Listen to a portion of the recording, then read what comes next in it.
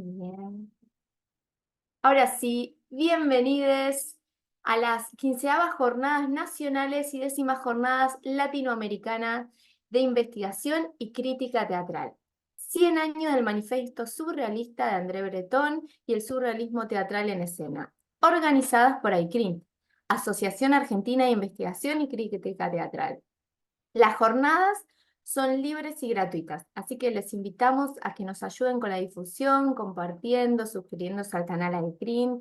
Y si tenés ganas de dejarnos algún mensaje, de contarnos de dónde sos, bienvenido sea. Si además querés ser parte, recibir información, decir de qué se trata esta organización, bueno, podés ingresar a nuestras redes, a Instagram o Facebook, a ICRIT, y ahí escribirnos por privado y simultáneamente te vamos a estar contestando y enviando toda la información.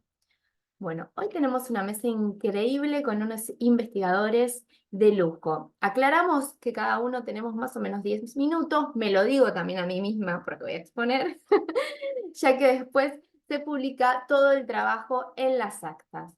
Y ahora sí, vamos a dar comienzo por el orden que nos envió la asociación. En esta mesa número 7 lo vamos a presentar a él, Ferreira Martín Javier, de la Facultad de Arte y Diseño de la Universidad Nacional de Cuyo. Él va a presentar nuevos modos de funcionamiento de la grupalidad en elenco Insomnia, Teatro de Sombras Mendoza. Bienvenido, Martín, y muchísimas gracias. Hola, ¿qué tal? Muchísimas gracias. Y bueno, ya arranco con mi tema después de tan linda presentación. Para hablar un poquito de mi tema, es necesario empezar contando un poco de las grupalidades en lo que sucede en Mendoza. Por lo general, cuando hablamos de Mendoza, hablamos de el Gran Mendoza, que es la capital de Mendoza y sus alrededores, como para ser un poco más exactos. Y lo que sucede es que las grupalidades que existen, por lo general, son elencos concertados para hacer una obra de teatro en específico. Elencos que se crean para un proyecto único y cuando termina de hacerse obras de esa producción, el elenco se disuelve, desaparece y la gente vuelve a buscar otros elencos. También eso hace que las personas no estén en un solo elenco, sino que estén en dos, tres, llegando a tener casos de hasta 8, 10 elencos concertados en una misma temporada teatral, de acuerdo a la cantidad de obras que tienen las personas. Eh, de igual manera, sí existen, obviamente, elencos que han perdurado en el tiempo, ya sea porque tienen un espacio o porque pertenecen a alguna institución, les convoca una estética, razones hay muchas, digamos. Y aún así, dentro de estos elencos también hay una rotación de personas, gente que trabaja en ese elenco y en otros más elencos concertados, grupalidades, digamos, de ese estilo se encuentran en el Gran Mendoza. También cabe destacar que los elencos, por más que sean bastante efímeros, buscan proyectarse en el tiempo, buscan tener un nombre, alguna identidad, eh, algo que supere la barrera de la primera obra. A veces lo concretan, a veces no, pero eso es un poquito el panorama. Y en esta cantidad de elencos de Mendoza, vamos a hablar puntualmente del elenco Insomnia de Teatro de Sombras de Mendoza, que bueno, como su nombre lo indica, se especializan en el lenguaje de las sombras. Después, bueno, esta grupalidad comienza en el año 2021, pero en realidad, si para entenderlo bien, tenemos que ir bastante más atrás en la cronología. Y es aclarar que este elenco, primero que nada, se autodefine como un grupo de amigues, un grupo de amistad, que se conocen entre 2007 y 2014 y que además tienen interés por la técnica de teatro de sombras. Después, en el Instituto Nacional del Teatro, en los papeles, el elenco surge, aparece en el año 2021 con su obra, su primera obra estrenada, Aún hay miedo. Pero también para entender esta grupalidad artística, nos podemos ir como 7 años atrás, en el año 2014, donde dos de sus integrantes fundadoras, digamos, empiezan a explorar el lenguaje de las sombras a partir de una charla en la Facultad de Artes y Diseño de la Universidad Nacional de Cuyo, una charla donde expone Pablo Longo, que es un pionero en el teatro de sombras en Mendoza, totalmente pionero en la provincia. La Facultad de Artes y Diseño de la Universidad Nacional de Cuyo no tiene ninguna materia, ninguna cátedra de teatro de sombras, ni siquiera una unidad dentro de una cátedra que hable del teatro de sombras o permita explorarlo. Entonces, estas dos integrantes deciden hacer su búsqueda en la cátedra Improvisación 1, donde hay mucha libertad para hacer los trabajos de la materia y en esa libertad aprovechan a explorar el teatro de las sombras. En ese entonces la grupalidad eran 8 personas, de las cuales solo 2 se mantienen hasta el elenco, las otras 6 personas, por distintas razones de la vida, fueron buscando otros grupos, otras estéticas, hasta algunos abandonaron la facultad, porque es de los primeros años. Después van sucediendo los años, este grupo de 8 va cambiando, se va yendo gente, va entrando nueva gente, hasta formarse definitivamente la grupalidad en el año 2020, donde en febrero del 2020 se conforman las 6 personas que son del elenco Insomnia Teatro de Sombras para los ensayos de la obra Una y Miedo, que en una primera instancia es un examen de titulación de la Tecnicatura de Danza de una de las integrantes. Estamos hablando de febrero 2020, entonces ese proceso se ve cercenado por la pandemia y pospuesto este examen de titulación hasta marzo 2021. Y unos meses más tarde, el estreno real de la obra de teatro en sala el 7 de mayo del mismo año.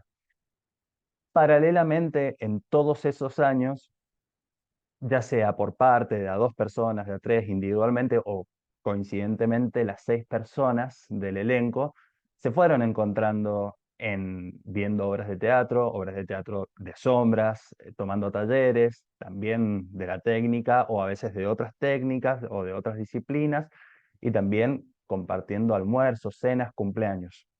Y ahí es donde yo hago la pregunta, ¿qué tiene que ver esto último en el funcionamiento de una grupalidad profesional, artística?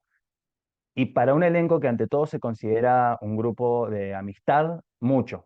Y nos da el pie para comprender cómo funciona de forma tan horizontal también. Al día de la fecha, el elenco Insomnia Teatro de Sombras cuenta con una obra estrenada, Aún hay miedo, un videoclip realizado para una banda de rock, un corto filmado hecho a pedido y una coproducción para organizar el quinto Festival Don Segundo de Teatro de Sombras que se realiza en la provincia de Mendoza, donde ediciones anteriores habían participado como espectadores o tomando talleres. Esta quinta edición la coorganizan con quien ya venía haciendo las otras 4 ediciones. Y además se encuentra en un proceso de creación de su segunda obra, que ya tuvo una suerte de estreno en agosto del 2022, donde se mostraron las primeras 3 escenas de esta nueva obra. Les propongo entrar en un ensayo tipo del elenco para la creación de su primera obra, o sea, un ensayo típico en el año 2021. Primero recordar que es contexto de pandemia.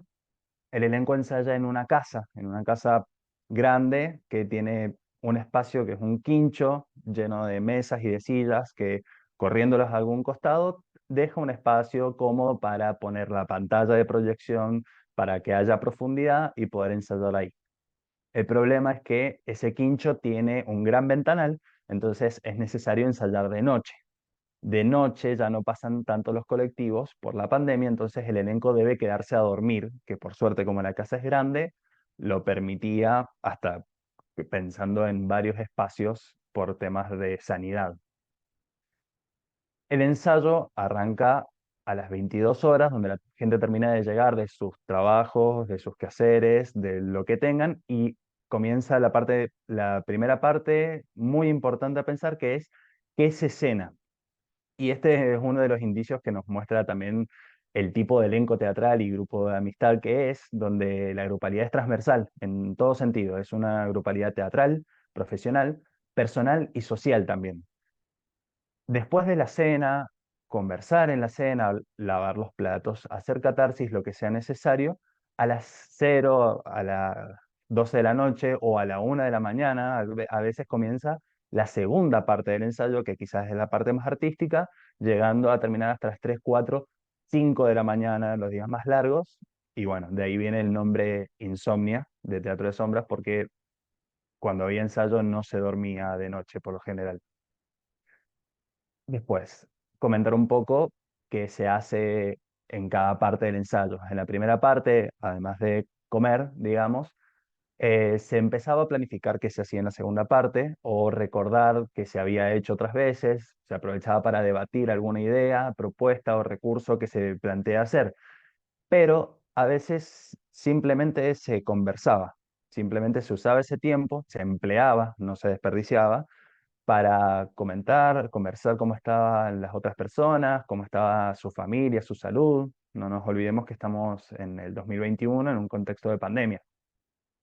Comenzada la segunda parte, la segunda parte podía fluctuar entre trabajo de mesa, exploración de recursos, búsqueda de poemas, realización de la dramaturgia, creación de coreografías, traspaso de ese lenguaje al lenguaje de las sombras, prueba de luces, búsqueda, selección, edición musical, eh, búsqueda y creación de las transiciones de las escenas, producción, búsqueda de lugares de estreno, ensayo, etcétera, y ensayos generales. Cuando hemos tenido la suerte, cuando el elenco ha tenido la suerte de realizar sus obras, por lo general en los desmontajes o en los conversatorios siguientes, muchas veces las preguntas son: ¿quién organiza los ensayos? ¿Quién distribuye las tareas? ¿Quién toma las decisiones? ¿Quién dirige? Bueno, esta pregunta y muchas otras preguntas por lo general se responden igual, todes. Todas las personas del elenco están involucradas en todas esas preguntas, en toda la toma de decisiones, en la dirección, en todo. Es un grupo que en la plantilla, en el programa de la obra, se ponen en todos los lugares, en producción, en dirección, en todo, en dramaturgia. Y bueno, de aquí surge un poco la intención de este trabajo, que es el impacto que causa en las otras personas cuando se comenta el funcionamiento tan horizontal de este elenco Insomnia Teatro de Sombras. Pero a la vez que cuando se conversa con otros elencos más jóvenes parece también algo común, algo no tan extraño, y el impacto por lo general se genera más en otros artistas de mayor trayectoria o otros tipos de personas. Y entonces me surge la duda de que quizás es por esto mismo que no encontramos tanta teoría al respecto de este tipo de funcionamiento o direcciones horizontales. Además, cabe destacar que muchas veces que encontramos teoría de dirección es mucho más individualista y a veces hasta verticalista, omitiendo la posibilidad de una dirección colectiva o grupal. Pero me lleva a pensar también de que si no hay teoría al respecto no quiere decir que no exista, y que si existe hay que teorizarlo. Esas son mis pequeñas conclusiones finales y con eso cerraría esta primera etapa de mi trabajo de investigación. Muchas gracias. Bueno, muchísimas gracias, Martín. Felicitaciones. Hermoso tu trabajo y el repensar la dirección, ¿no? Esta cosa de, bueno, después por ahí lo charlamos un poco de cómo la estructura, ¿no? Y las investigaciones que hay o a nivel teórico con respecto a la dirección y cómo hoy, 2024, por ahí desde dónde pararnos, ¿no? Al momento de la parte teórica. Así que bueno, muchísimas gracias. Ahora voy a continuar yo. Eh, bien, ¿se ve? Ahí está la pregunta, ¿viste? Como, Se ve. se ve perfecto, no me está dejando ampliar, cosa que pasa siempre. Bueno, un segundito más, dejo de compartir, vuelvo a compartir. No sé por qué no me está dejando. A ver, bueno, ahora sí. No. Bueno, lo dejo así porque no me está dejando, así continuamos con respecto a la propuesta del día de hoy. Bien. Bien, mi trabajo es cómo representan las dramaturgas mendocinas en los 90. Soy Diana Calabrese, con las entidades con las que trabajo es el CONICET, la Universidad Nacional de San Luis y la Universidad Nacional de Cuyo. En mi trabajo de investigación me encuentro analizando dramaturgias cuyanas escritas por 13 mujeres en la postdictadura entre 1998 y 2020 para observar cómo representa la dictadura del 76 al 83 desde los trabajos teatrales de la memoria. Bien, en esta oportunidad, en la provincia de Mendoza, focalizaré en dos dramaturgas, Sonia de Monte y Susana Tampieri, con sus respectivos textos dramáticos, realizados a finales de los 90 y con una temática que las une, la dictadura cívico-militar argentina del 76 al 83, para preguntarnos, ¿cómo son las mujeres que escriben lo que escriben? ¿Qué representan a estas mujeres dramaturgas mendocinas? ¿Por qué y para qué escriben lo que escriben? ¿Qué quieren o intentan transmitir en sus escritos? ¿Qué representa cuando escriben? Y desde las posibles respuestas, encontrar un nuevo camino en la enunciación para poder abordar sus dramaturgias. En esta ponencia focalizaré en las obras de las dramaturgas mendocinas Después del agua, de Sonia de Monte de Bowen, y Cóndor, de Susana Tampieri. Bueno, ahí a continuación, para quienes no conocen dónde queda Mendoza, me parecía importante ubicarnos en el mapa. La postdictadura argentina comienza con la recuperación de la democracia en el 83 y remite a una entidad extensa de historización por todo lo que significó el aberrante genocidio realizado por la dictadura cívico-militar argentina durante el 76 al 83. La recuperación de la democracia implica hacernos cargo de que en nuestra Argentina hubo exiliados, censuras, campos de concentración, donde realizaban torturas crueles, violaciones, atrocidades, donde mujeres eran asesinadas luego de dar a luz en condiciones extremas y sus hijos eran secuestrados para darlos en adopción a otras familias. Argentina es un país con más de 30 desaparecidos, desaparecidas, desaparecides. Parece que después de tantos años tenemos que seguir diciéndolo. La postdictadura argentina viene a repensar nuestra historia partiendo del deber de la memoria y la negación al olvido. Es por ello que las culturas y los teatros argentinos trabajaron y trabajan desde diferentes enfoques para repensar el horror histórico del pasado que sigue denunciando en el presente.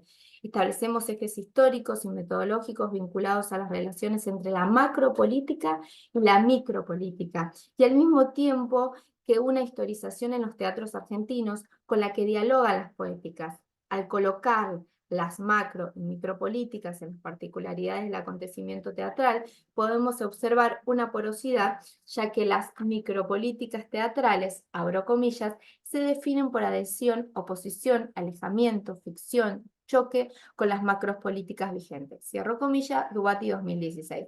Acá elijo el cuadro del que plantea Jorge Dubati, de los grandes momentos de la historia y la superiorización teatral, y lo que está en naranja es donde ubicamos estas dos obras que estoy analizando en este momento.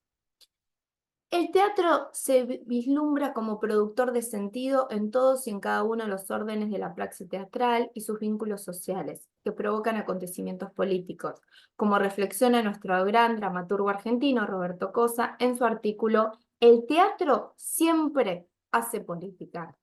Y coloco ahí una frase que no llego, si no los 10 minutos se me van, de Roberto. Para este trabajo elegí los textos producidos en la postdictadura argentina, escritos por las dramaturgas Sonia de Monte con Después del agua, escrito en el 97, y Susana Tampieri con Cóndor, escrito en el 98. Comenzará indagando y preguntándonos qué mujeres escribieron estas obras, qué memorias sociales se encuentran impregnadas en sus textos, qué representan y cómo representan desde sus miradas y desde su territorio mendocino a finales de a finales de los 90, perdón. Sonia de Monte, 1958, nacida en una localidad pequeña de Mendoza, en un pueblo Bowen, pero al preguntarle a ella, en una entrevista realizada en el 2020 en forma virtual, cómo se describe, cómo se percibe como mujer, Sonia rápidamente y sin pensarlo comienza: yo mujer, lo he intentado decir desde la dramaturgia, desde un microcuento. La historia de las piedras soy, piedras recibidas, piedras arrolladas, y ahí comienza su relato. Esta definición ya era una obra de teatro, pero insistí en cómo se percibía y continuó respondiendo, abro comillas, eso me cuesta más. Soy mujer, enojada, me han abusado en varios sentidos, lloro poco o nada, atea, anarca, tímida, bastante pesimista, militante por los derechos humanos, no olvido, cierro comillas.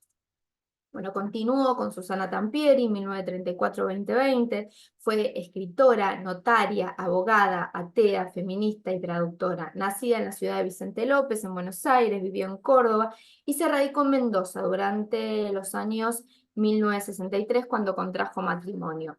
Con Susana no tuve la misma suerte de poder preguntárselo, pero encontrando algunas entrevistas puedo encontrar por ahí algunas respuestas a estas preguntas. Abro comillas.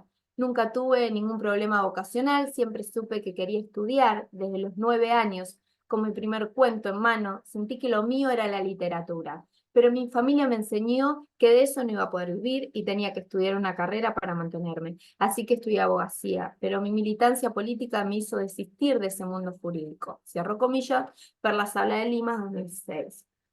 En otra oportunidad, abro comillas, ser atea para mí es ser libre. Cierro comillas, en un diario mendocino, Corre Beiril en 2015.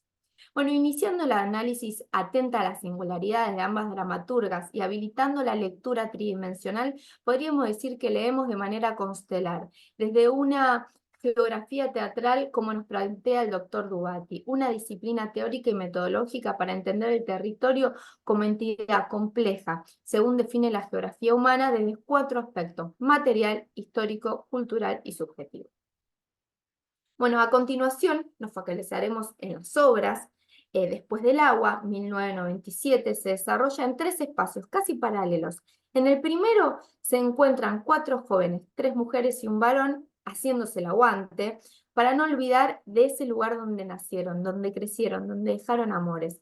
El segundo espacio es una zona ambigua, simbólica, en cuanto a las desapariciones de jóvenes o el laberinto del Minotauro, geografía de Bowen, Mendoza, en donde hay una mujer viva, el personaje de María, que queda esperando, buscando a sus amados. La dramaturga recurre a la intertextualidad entre el mito de Ariadna y Teseo, en el cual el personaje de María desafía al Minotauro en un casi monólogo en el que le avisa que sabe, a partir de una suerte de saber oculto o intuitivo, que si bien no sabe, descubre que la verdad se encuentra al final del laberinto.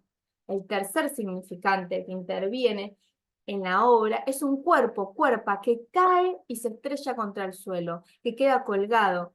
Entre lo que va ocurriendo, esto va sucediendo mientras están los 2 espacios de forma paralelos.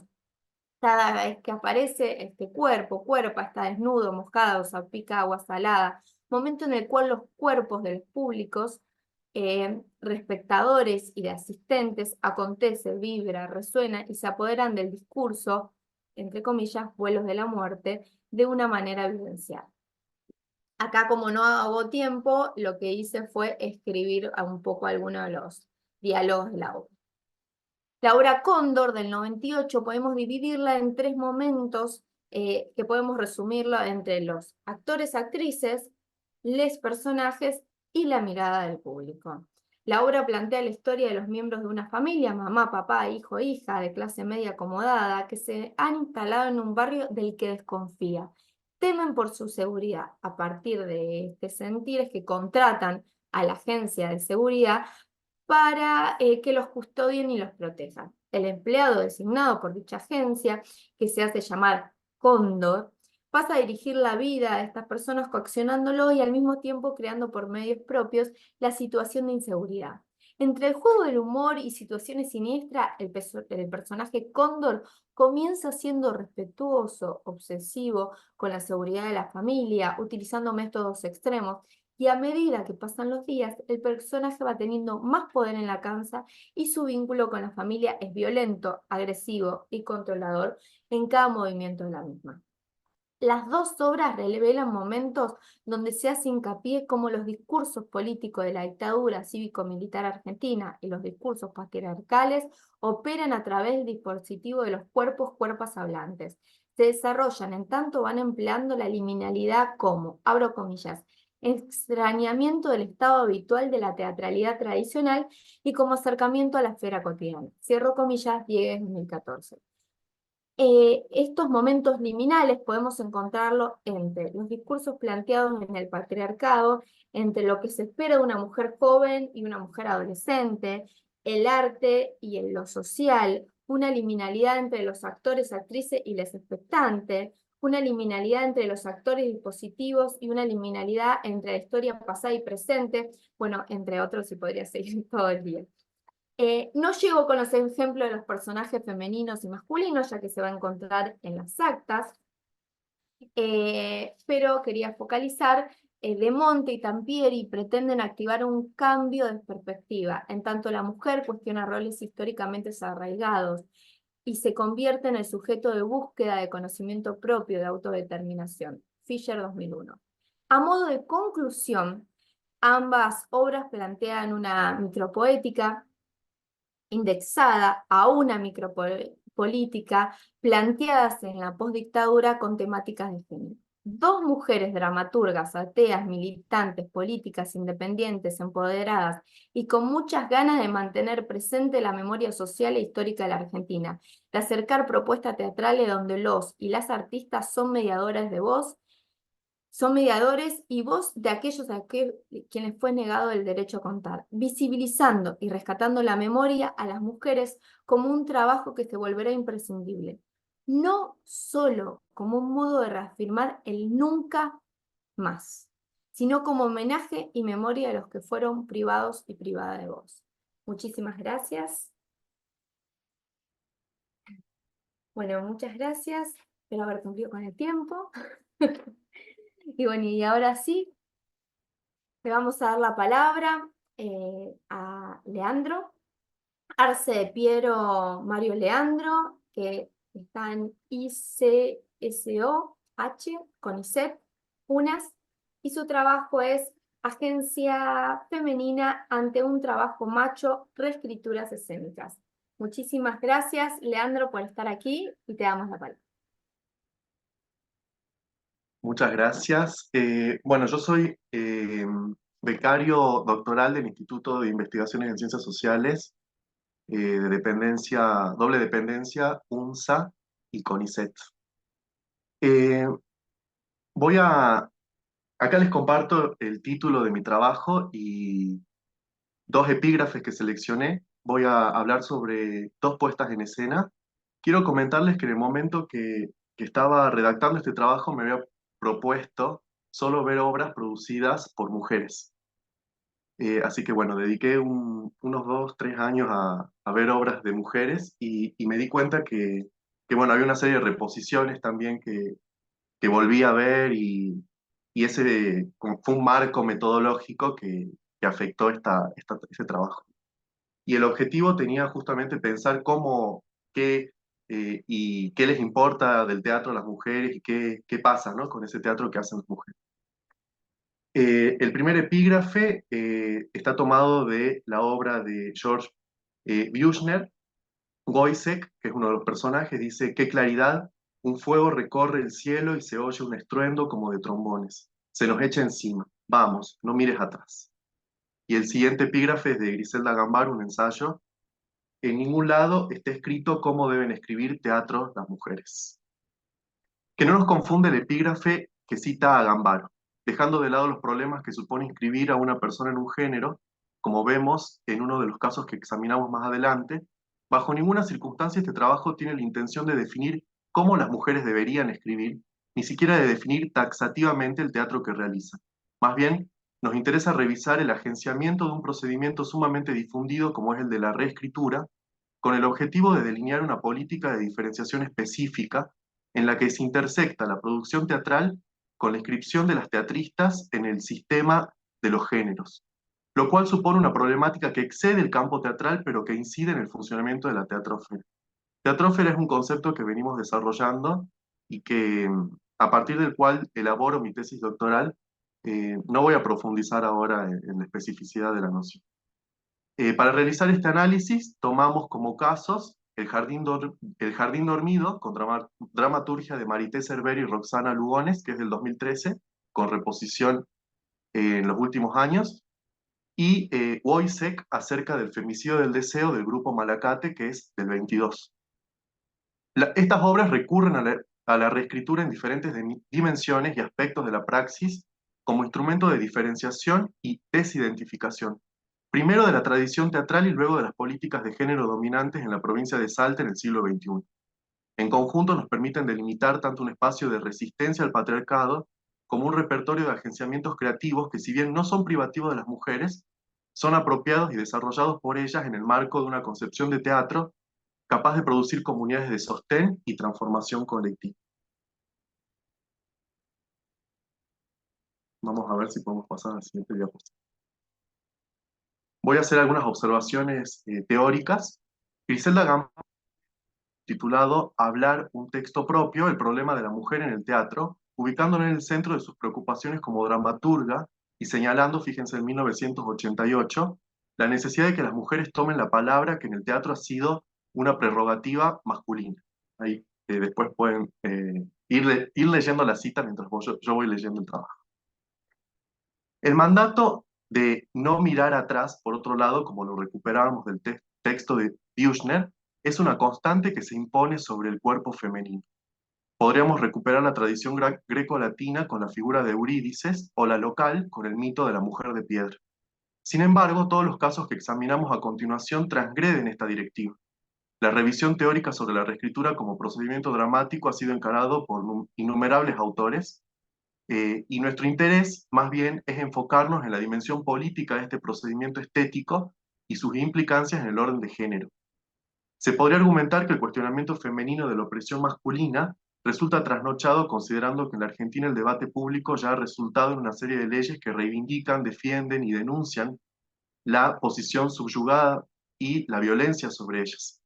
Pero en una provincia como Salta, donde la López Pereira que tiene como fuente un femicidio, sigue siendo considerada himno de la ciudad, lleva a que sea totalmente actual una reflexión acerca de lo que las mujeres y disidencias necesitan hoy de las prácticas culturales y especialmente de lo que el teatro tiene para hacer en tanto desafío y urgencia con respecto a identidades históricamente desplazadas o subyugadas o abyectas.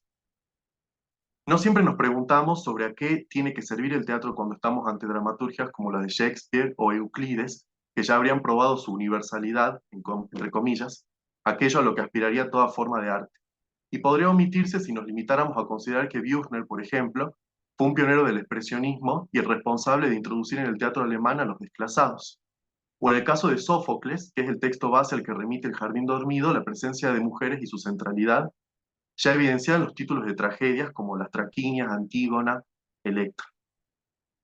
Pero por supuesto ambos fueron hombres, y propuestas como las del grupo Malacate o de Roxana Lobo y Cervera nos exigen interrogar simultáneamente sobre el género en el teatro y lo que los géneros hacen ante la historia que nos antecede. Podríamos considerar que aquí radica el quid de las prácticas escénicas de las mujeres en Salta. Al poner en escena pública el cuerpo femenino y su agencia, al apropiarse el artefacto teatral, ya se produce una turbulencia. Quiero empezar a comentar la primera obra.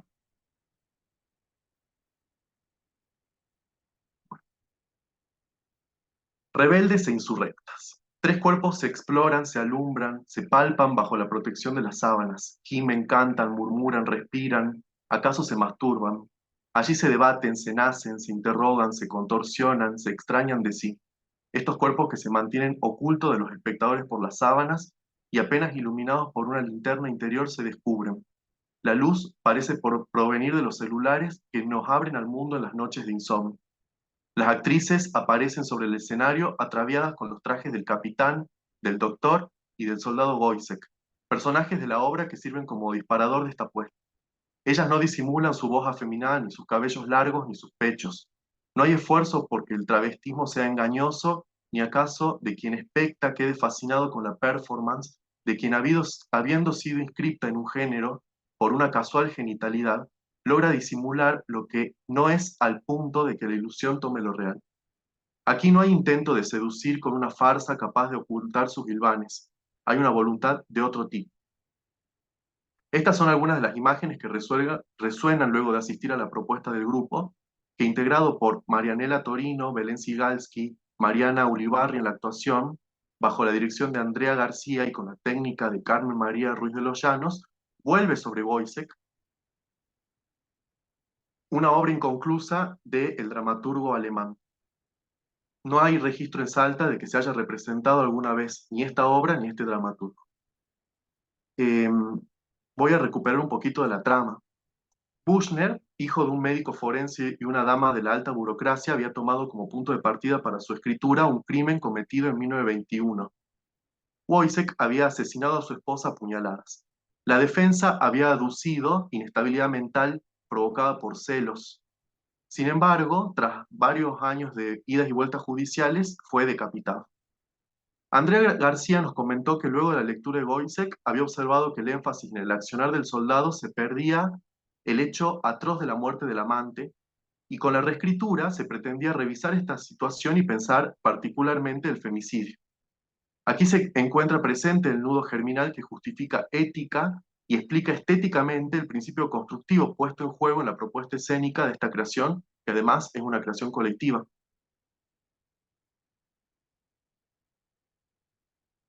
En esta estructura, en la estructura del teatro, de la obra original, la mujer no puede ser sujeto, y si lo es, amenaza al sujeto masculino que por derecho propio no solo puede, sino que debería eliminar. La mujer asesinada no solo no es víctima, sino que es la victimaria que hace que este pobre y padeciente hombre quede dañado ante la visión del cielo que le recordará no su crimen, sino la falta del amor perdido. Ahora quiero citar unos versos de la López Pereira, que es la samba que había comentado, y con la cual estoy estableciendo este vínculo intertextual. Dice la samba: yo quisiera olvidarte, me es imposible, mi bien, tu imagen me persigue, tuya es mi vida, mi amor también. Un día de mañanita, el cielo azul, miré, contemplando las estrellas. A la más bella le pregunté si ella era la que alumbraba, mi amor, mi amor. Está la romantización del femicidio, ¿no? En la López Pereira, que el grupo identifica como una marca de la obra de Wojciech, y deciden encarar su trabajo de dramaturgia para revertir esa mirada y proponer un nuevo foco. Estamos en esta obra cada uno desde su lugar frente a un aparato opresivo que intenta disolver el contacto sin éxito. Acá el teatro existe, de ahí es posible esta reparación que propone el grupo. Las integrantes del grupo escuchan a la Mari de Büchner y responden haciéndose cargo del llamado desvalido y desesperanzado. Muchacha, ¿qué vas a hacer? Con un niño y sin marido esta noche cantaré y no pregunto el destino. Nana, nanita, mi niño, nadie hace nada por mí, en silla las yeguas blancas. 200 años después, hay gente que sí puede hacer algo, convocan a las voces de Pizarnik, de Marie Guric, de Rosica Darcy de Oliveira, de Marisca Ribeiro, que también son anunciadas cuando se hace difusión de esta obra, y proponen una reparación ritual, colectiva y personalmente política. En conjunto manifiestan esta voluntad ética que también implica la elección de la metodología de la producción de la obra, pues por lo que recurren al teatro comunitario, como nos hizo saber la directora. Esto responde a democratizar el teatro y incluso estas tres actrices son divergentes en cuanto a su experiencia actoral. Dos de ellas están debutando con esta obra, y el trabajo con la directora y la técnica que se encontraban en un proceso de formación. Voy a pasar a la siguiente obra, si no me quedo sin mencionar las dos.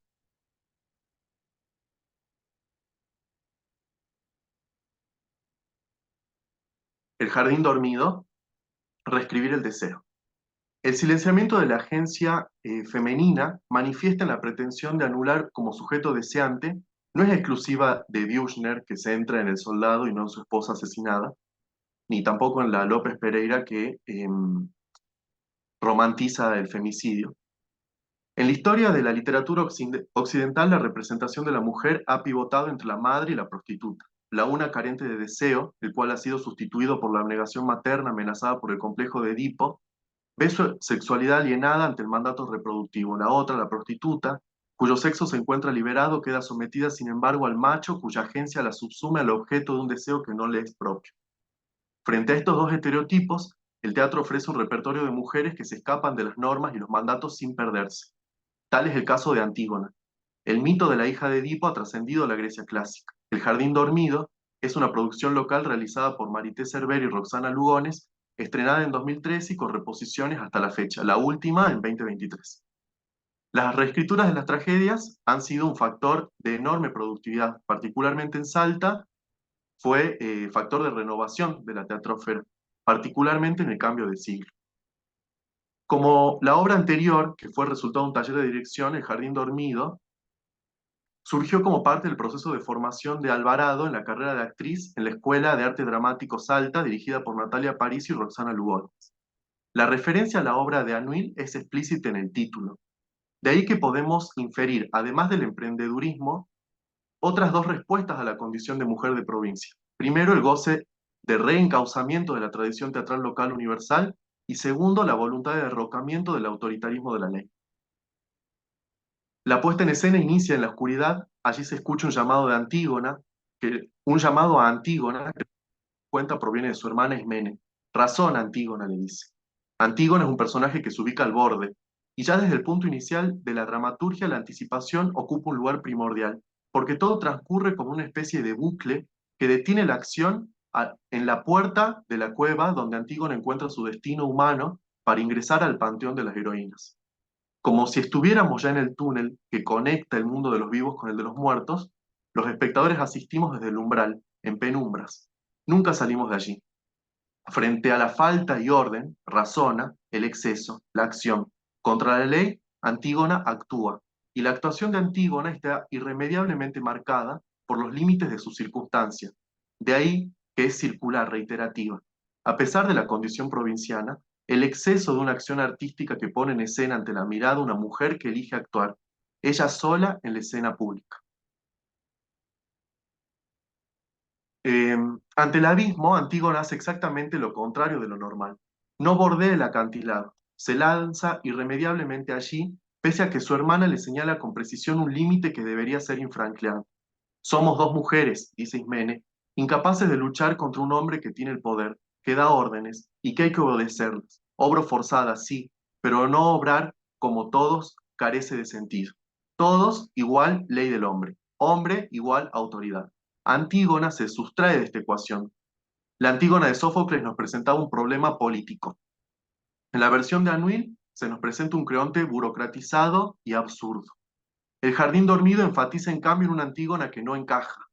Soy la pequeña Antígona, la sucia bestia, la tosuda, la mala, la que hace lo que se le pasa por la cabeza y después la mete en un rincón o en un agujero, a la que es preciso e imposible que comprenda. La transgresión de Antígona la libera, emprende la retirada de su ser mujer. No nos pongamos a lloriquear juntas, ya he llorado suficiente por ser mujer. Simbólicamente, un elemento de gran protagonismo en la escena es una caja llena de tierra. El tesoro de Antígona es su libertad, que es poder decir no y lanzarse a las consecuencias de su afirmación negativa. Voy a las conclusiones hacia un teatro necesario. Hace un tiempo leí en un perfil de algún director de renombre y consagrado que el teatro no nos necesita. Nosotros necesitamos del teatro. Quizás después de lo expuesto se entienda lo androcéntrico de la aseveración. El teatro no nos necesita, decía él. Cabría considerar al teatro lugar para ver, lugar para pensar, como un organismo complejo que necesita más que dos cuerpos en contacto, actor y espectador. Necesita de memoria, de voz, de ritmo, de respiración, de un sistema de intercambios, de fronteras, permeable. Necesita tiempo, necesita que entreguemos nuestra mirada. De ahí que el teatro nos necesita tanto como nosotros necesitamos del teatro. Pero fundamentalmente, el teatro que hacemos los hombres, y este teatro occidental que ha sido eh, anclado a la mirada masculina, necesita de las mujeres. Pues con sus praxis son las que aportan a una práctica cuya mirada históricamente ha estado dominada por el género masculino. porque cuando Andrea García, Marianela Torino, Belén Sigalski, Mariana Ulibarri, Carmen María Ruiz de los Llanos, Marité Alvarado, Roxana Lugones, deciden tomar estos textos para expresar algo propio, algo que creemos va más allá de una inscripción de género, están aportando al teatro, a la comunidad y a nuestras subjetividades, incluso cuando seamos varones. Estas dramaturgias interesan, voy a la conclusión.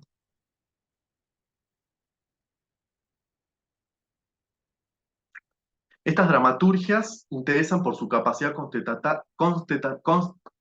contestataria y a la vez que disconforme, propositiva por su gesto de resistencia, abierto al presente y su incierto devenir, realizado con el trabajo de personas, junto con maricas, gays, tortas, mujeres feminazis, hombres de masculinidades voluntariamente frágiles, que apuestan a un mundo distinto al que nos tocó. Es preciso y necesario que el teatro sea lugar para estos extravíos y nos permitan apartarnos de lo dado para reencontrarnos enfrentando los problemas de hoy. Muchas gracias.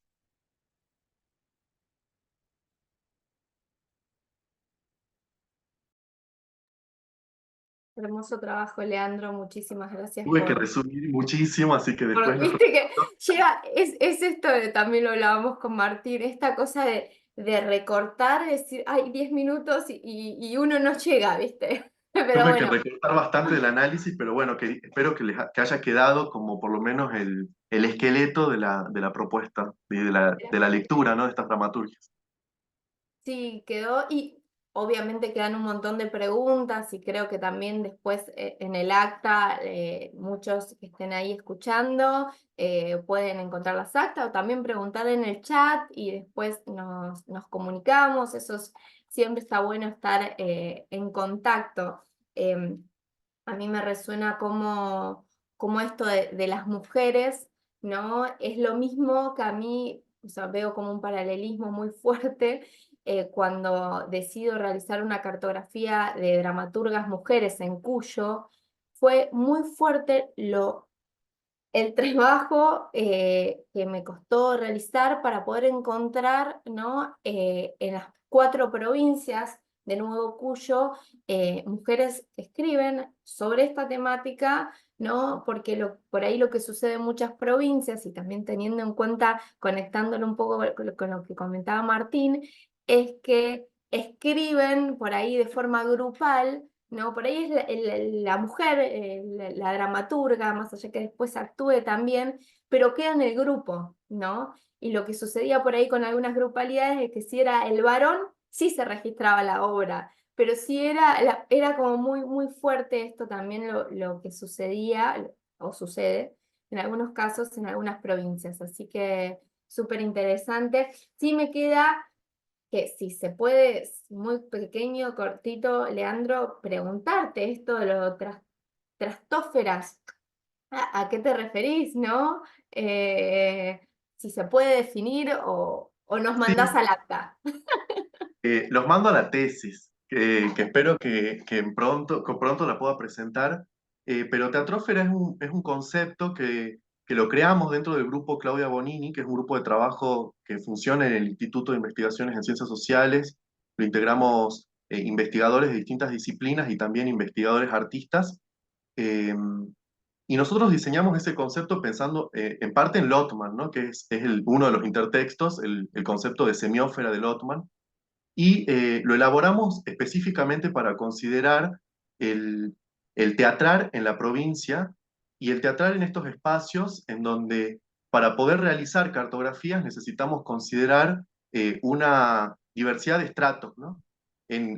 Acá el caso de las dramaturgias de mujeres sería un caso bastante interesante en el sentido eh, que fenómenos de visibilidad están mediados por el funcionamiento de esa semiosis cultural y de ese teatrar, ¿no? Dentro de la provincia. Por ejemplo, el caso de las publicaciones, ¿no? Nosotros, bueno, ahora en los últimos años, afortunadamente hemos visto en la región antologías que se dedican a las dramaturgias de mujeres, ¿no? Pero en particular las dramaturgias que he presentado hoy, por ejemplo, son dramaturgias que tampoco tienen texto, ¿no? No están ancladas en los textos, entonces también la circulación es distinta, ¿no?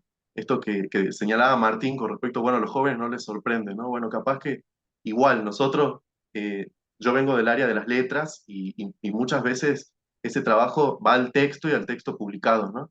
Y acá el trabajo fue más bien con la puesta en escena y con este trabajo del espectador y de recuperar una dramaturgia realmente desde el convivio, ¿no?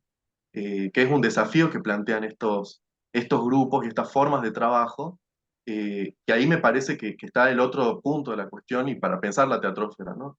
Nosotros organizamos la teatrósfera en tres regiones, la región, si se quiere, más visible, que es la región protagónica, en donde lo que nos encontramos fundamentalmente son con varones, la región de disconformidad, que son todas esas prácticas, grupalidades y dramaturgias de resistencia y de oposición a ese modelo de visibilización protagónico, y las dramaturgias de fuga, que de alguna forma se corren de ese debate entre protagónicos y disconformes y van pensando otras territorialidades y en general van construyendo una territorialidad más bien latinoamericana, internacional, y en el caso de Salta, mirando hacia Chile, Bolivia y Perú, ¿no? Entonces, bueno, ese es el núcleo de ese concepto de teatrósfera que nos sirve para pensar justamente esta heterogeneidad, ¿no? Porque en la provincia no hay un teatro, fundamentalmente hay una multiplicación de prácticas, pero a la vez esa multiplicación no es una multiplicación meramente celebratoria, una heterogeneidad en sí misma, sino que acá hay realmente una disputa por el teatro y en el teatro, ¿no? Por políticas específicamente teatrales.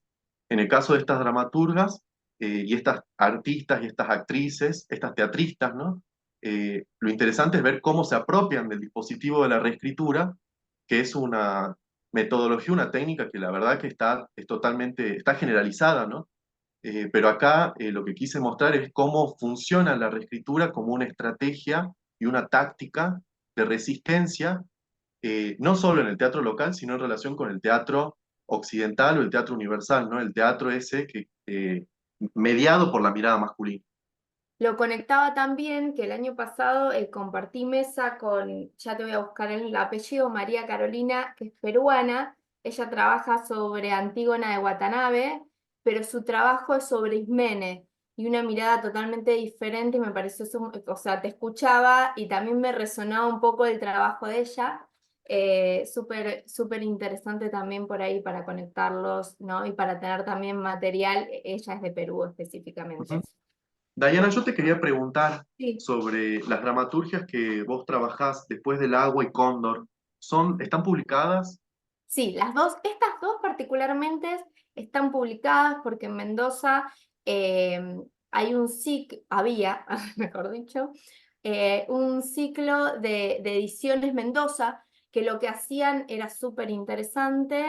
La última fue Cóndor en ese momento, si mal no recuerdo, que era, eh, se elegía, vendría a ser se hacía un concurso de dramaturgia, por ahí Martín me puede decir bien por si le pifio, un concurso de dramaturgia donde se presentaban varios textos, se seleccionaba uno, esa obra se publicaba, pero además al principio esa obra era llevada a escena por la compañía ganadora de la Fiesta Provincial del Teatro del Instituto Nacional de Teatro. Con Cóndor fue lo que pasó. Y ahí es súper interesante también porque después no pude entrevistar a Susana porque falleció, pero así hablé con los actores, con las actrices, mejor dicho, y con el director, y ellos me comentaban, ¿no? El tire y afloje que fue con Susana, ¿no? Y cómo también la propuesta que plantea Susana desde la dictadura cívico-militar ellos por ahí no lo entendieron tanto así, sino lo entendieron como más violencia de género, por así decirlo, una obra muy violenta. Entonces, ahí estos dos discursos que hubo adentro me parecía muy interesante, lo cual no podía desarrollar en el día de hoy, ¿no? Mm. Pero ambas obras. Pero sí sucede de las 12, porque son 12 obras escritas por 13 mujeres, porque en una de las obras son dos mujeres que escriben, la de La Rioja, no están todas publicadas. Así que eso también, hay varias obras inéditas. Sí, sí. Y con respecto a Martín, también, bueno, Pablo es un gran pionero realmente de teatro de sombras y un laburante, como siempre le digo. un muy buen gestor, y me parecía interesante esto, ¿no? Lo que planteaban de forma horizontal a nivel trabajo. Em, y quería preguntarte, ¿no? ¿Qué cantidad de personas trabajan en la compañía? Porque también yo creo a veces que esto de sostener esta horizonte, por ahí desde un prejuicio totalmente mío, me hago cargo, ¿eh? ¿Qué cantidad de personas trabajan dentro de la compañía, ¿no? Yo también, hay roles también específicos más allá de las decisiones, por ahí que nos cuentes un poquitito de eso, si sabes. Sí, sí. Bueno, somos 6 personas, en realidad somos 7 personas. Pasa que entre el proceso de estreno de la primera obra y la continuación en el proceso creativo de la segunda, una de las personas que su verdadera profesión es, él es médico y por eso también es que somos realmente un grupo de amigues. Eh, una de esas personas que es médico tiene que empezar la residencia, entonces se va, nos queda el lugar semi vacío, entra otra persona pero el médico sigue ahí latente. Somos 7 en realidad, pasa que por lo general trabajamos 6 en las obras. Em, es eso, somos esas 6 personas y sí, por más, o sea, sabemos que cada quien tiene su fuerte, sabemos que no somos 6 personas iguales en el elenco y por ejemplo, yo también soy músico, una otra persona es bailarina, otros son narradores de cuentos, entonces sabemos que cada quien tiene sus fortalezas, pero aún así todas las personas lo único que hacen es, digamos, proponer las ideas y después se debate, porque también todos somos espectadores siempre y sabemos lo que nos interesa como espectadores y entonces sabemos qué es lo que queremos un poco para el elenco, para las producciones. Esa es, digamos, nuestra mesa de debate, la del elenco, de todas las decisiones. Sabemos que cada quien tendrá su fortaleza, pero todo se debate y todo se busca en el consenso. No trabajamos tanto con la tiranía de la democracia, un poco, porque sabemos que si son 5 personas que piensan una cosa y una que piensa otra, pero tiene una buena razón, no vamos por la mayoría, sino por el consenso. Buscamos que las 6 personas estén felices. Y eso se nota en los desmontajes. Cuando es la hora de hablar de nuestro proceso, somos 6 personas hablando de lo mismo y con un sentido de pertenencia gigante, total. Genial. Bueno, es decir que diría nuestro querido maestro, serías un artista investigador ahí metido adentro de tu investigación y armá bitácora. Anda escribiendo todo porque creo que es súper rico realmente todo el proceso, los debates, grabá, porque realmente me parece que después uno se va dando cuenta, es decir, esto lo conecto con esto, no tanto sea a nivel teórico como también a nivel de escritura y el proceso. Me parece súper interesante lo que planteás de cómo se fue dando y, bueno, el nombre de la compañía. Y esto también, ¿no? Qué fuerte lo de los elencos efímeros.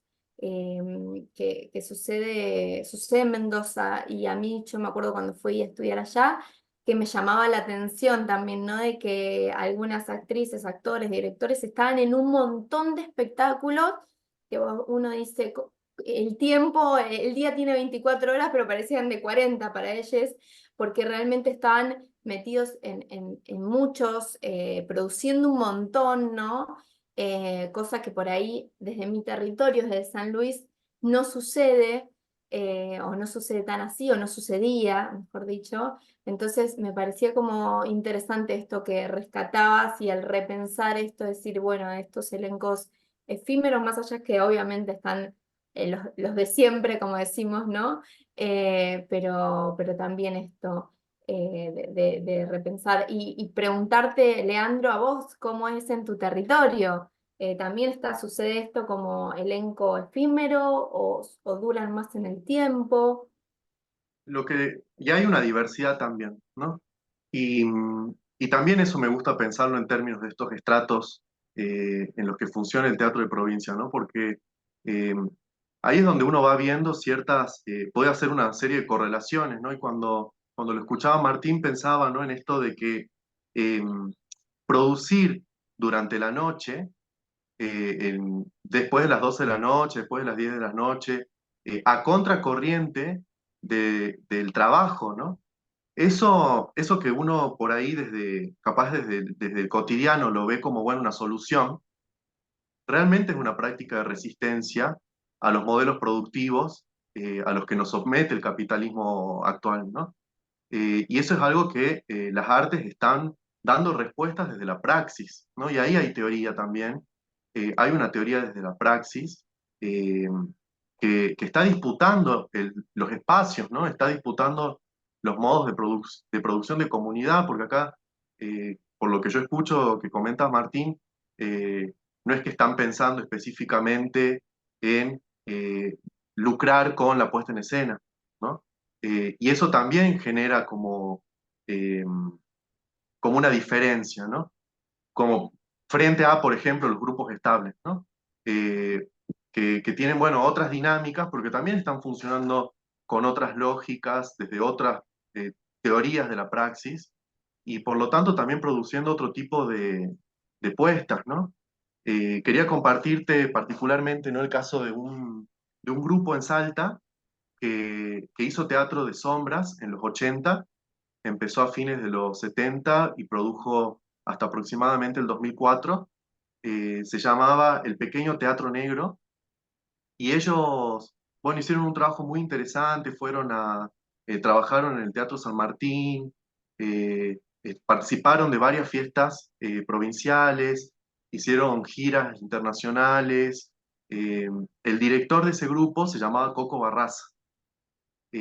Falleció hace poquito, hace 3 años, eh, pero si por ahí te interesa, nos podemos contactar y te puedo compartir material que quizás te pueda enriquecer, ¿no? Y, y aprovecho, porque cuando le escuchaba hablar a Diana, pensaba en este trabajo que están haciendo las mujeres las mujeres ante la dictadura, ¿no? Estas mujeres de postdictadura que vuelven sobre el teatro, y a la vez que vemos esto, ¿no? De que la dramaturgia en general, ¿no? La dramaturgia de postdictadura va transformando la mirada sobre la dictadura, ¿no? Desde, no sé, pensando esas formas más metafóricas, más cercanas a, al proceso, hasta otras formas mucho más directas, ¿no? De nombrar esa violencia. Y claro, las lecturas contemporáneas que están atravesadas por el reconocimiento de todas otro tipo de violencias, particularmente la violencia de género. En el caso de las mujeres, me parece que hay una sensibilidad eh, importantísima y una producción de una calidad increíble, ¿no? Que eso creo que también es un punto. Y quería comentarte, hay una obra en Salta que se estuvo haciendo en los últimos años, que se llama Ensayo, entre paréntesis, Sayo, eh, haciendo referencia a Sayo, a una artista plástica que fue desaparecida durante la dictadura, y esta obra lo que hace es, desde una especie, ¿no? de biodrama, recuperar la historia perdida de la Sayo, ¿no? Y claro, lo hacen mujeres, ¿no? Están recuperando esa memoria porque también hay una construcción de memoria sobre la dictadura que también es masculina, ¿no? Eh, y no sé, 3.000 desaparecidos o 3.400 desaparecidos, ¿no?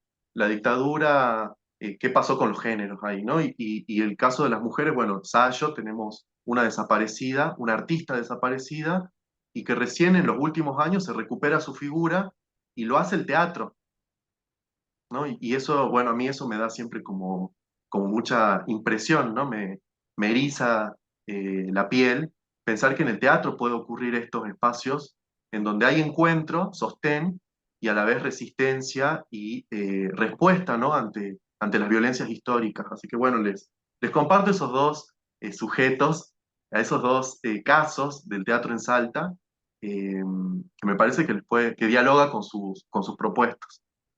Mira, me haces acordar con respecto a lo que yo decía de cómo la actriz y el director a quien entrevisté no habían comprendido esto me parece muy interesante resaltar porque se hizo en el 98, es decir, eran personas que también habían vivenciado la dictadura, pero también no habíamos tenido todo el proceso y el trabajo de visibilización, ¿no?, que tuvimos en los próximos años. Entonces eso también está bueno decir, bueno, hoy podemos ver lo que sucedió en la historia porque hubo un trabajo, ¿no?, en estos años de poner en la mesa lo que sucedió, este genocidio que tuvimos y que hoy tenemos que seguir nombrándolo porque parecería como que no pasó nada, que ya está, que es pasado, ¿no? O que ya Eso, hay una construcción de consenso, ¿no? Como que ya todos sabemos qué pasó. Bueno, ya ahora en está. estas últimas semanas, este impulso que tiene el negacionismo, que es, bueno, escandaloso considerando que estamos 40 años de democracia y de repente las posturas negacionistas. Y, y esto creo que, bueno, voy a hacer una conexión que capaz que es insólita, ¿no? Martín comentaba esto de, bueno, nosotros, la democracia de la tiranía, ¿no? O la tiranía de la democracia, ¿no? Y creo que ahí hay un punto para ver, ¿no? Y también hay una respuesta que el teatro puede dar. José Luis Valenzuela, no sé si lo escucharon nombrar, capaz Sí, que por sí, supuesto. hace unos años publicó, bueno, un libro que recupera ensayos, artículos periodísticos que escribe en los 80, del 83, 85, bueno, distintos momentos de los 80, y él justamente observa que el grupo de teatro no es un grupo fundamentalmente de homogeneidad, ¿no? Él ve el grupo de teatro como una caja de resonancias del contexto social y entonces en el mismo grupo hay conflicto. Ujú. Y él lo que propone es trabajar con ese conflicto, no anularlo, ¿no? Sino trabajar sobre el problema de la diferencia. Y ahí hay algo, un valor que solo lo tiene el teatro, porque el teatro pone en relación gente para trabajar, ¿no? Y es donde ahí, en el poner el cuerpo, es donde aparece la diferencia, ¿no? Donde aparecen esas miradas que no se encuentran y donde aparece esa pregunta de, bueno, ¿cómo hacemos desde nuestras diferencias, desde nuestras distintas miradas, de nuestros distintos modos, de nuestras distintas prácticas y éticas, igualmente hacer teatro, ¿no? Y esos, Y desde por lo nuestras menos. decisiones también, ¿no? Porque uno también va decidiendo al momento de hacer para qué rumbos y qué decir también y cómo decirlo. También me haces acordar, hace muchos años atrás, hay otra de las obras con las que trabajo que se llama Un poeta recién llegado, que es de Mariela Domínguez de la provincia de San Luis. Es una obra de títeres para adolescentes y adultos. Y bueno, yo soy docente, entonces en ese momento la pude llevar a la institución. Fue hace muchos años atrás, cuando estaba también el auge del tema de los secuestros express.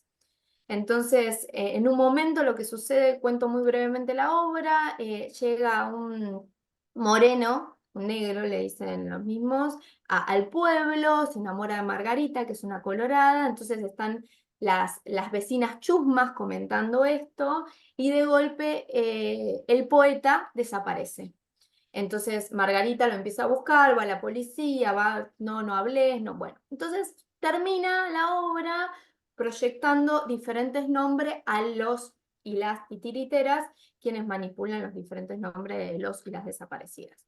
Bueno, entonces, cuando se le preguntaba a mis alumnos qué pasó con el poeta, entonces uno de los chicos dijo, y tuvo un secuestro express, entonces lo llevó, ¿no?, al territorio, a la actualidad de lo que sucedía en ese momento, ¿no? Y me pareció algo también súper interesante cómo resignificó la obra desde el hoy, o en ese momento hace 10 años atrás. Entonces también esto, ¿no? Cómo las obras también se resignifican al paso de los tiempos, ¿no? Por eso hay que seguir focalizando, ¿no?, y hablando de eso que queremos hablar, y los desmontajes y las producciones, desde mi punto de vista, hay que seguir haciéndolas. Y me parecía súper interesante también lo que planteabas de Wojciech, que nunca se había realizado antes, ¿no?, en la provincia, y que la primera vez que la realizan son las mujeres. Entonces también eso dice un montón, digo, ¿no?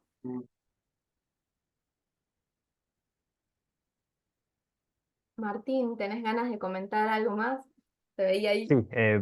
sí, sí, justo estaba, no, un pequeño comentario de que de los 6, 7 integrantes que somos Insomnia, hay 3 que están en trabajos de investigación investigando sobre insomnio, así que estamos por suerte escribiendo mucho, recapitulando con el proceso de la nueva obra que arrancó en 2022 ya y todavía estamos en proceso de dramaturgia. Tenemos una gran bitácora de cómo se ha ido transformando esa dramaturgia, pasando por muchos lados, y en otro archivo la dramaturgia de cómo está quedando, como estamos por suerte haciendo bastante registro y recapitulación, y en estas investigaciones, las otras 2 chicas que están investigando, que por suerte son temas totalmente relacionados pero distintos, en una de las entrevistas, una de las entrevistadas dijo este comentario de la tiranía de la democracia, que nos pareció interesante, lo dialogamos en los ensayos y fue como, claro, por más que eso, quizás hacer la salvedad de en estos momentos de tanto negacionismo, quizás puede ser una frase un poco desafortunada, pero como entenderlo en estas grupalidades pequeñas, que nos podemos dar el lujo de consensuar entre todas las personas y que no quede alguien que por el voto popular quede totalmente marginado o marginada, esas pequeñas salvedades. Y me acordaba también que en Mendoza, hablando un poco de lo efímero y de las mujeres en las direcciones y en las dramaturgias, hubo un festival que se llamaba La obra que las parió, que creo que solo tuvo 2 ediciones de mujeres, de eso, un festival de direcciones de mujeres que de hecho, no sé si llegó a la segunda edición. Sé que tuvo la primera en el 2015 o 16 habrá sido. Creo que tuvo su segunda edición y de nuevo apareció el efímero de un montón de proyectos y de propuestas que buscan y tienen impulso de perdurar por los años y muchas veces se ven coartadas por muchas razones. Mm. Que es otra Eso. cuestión del teatro en las provincias, me parece, ¿no? Que nos afecta mucho. Yo vengo investigando con el teatro en Salta, teatro, historia del teatro en Salta, y claro, nos encontramos con esta idea de lo efímero, ¿no? O lo transitorio, y de repente creo que ahí cobra relevancia o importancia el trabajo que hacemos desde la investigación o desde la historiografía o del registro, ¿no? Porque en gran medida lo que les dan espesor temporal a estas propuestas eh, somos los que escribimos, ¿no? Ya seamos investigadores o artistas investigadores, hay una necesidad, hay como una especie de responsabilidad, ¿no? Intelectual que tenemos de registrar esto, porque sabemos cuál es el lugar que ocupan en la cartografía, y por ese mismo lugar es que se pierden, ¿no? No es una cosa intrínseca de que hay algo mal en la obra o algo que de pérdida de memorabilidad, ¿no es cierto? Sino que tiene que ver con posiciones que están ocupando en el campo y ya responsabilidades éticas que tenemos para eh, concretar eso, ¿no? Porque, bueno, en el caso de Salta, claro, se conoce mucho y es muy visible los grandes grupos estables, ¿no?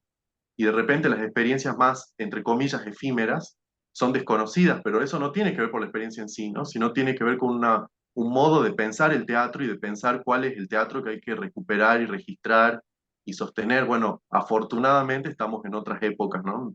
Pero a la vez también vemos en esta época esto, el negacionismo para mí también es hijo de una democracia mala vida, ¿no? Mal concebida, ¿no?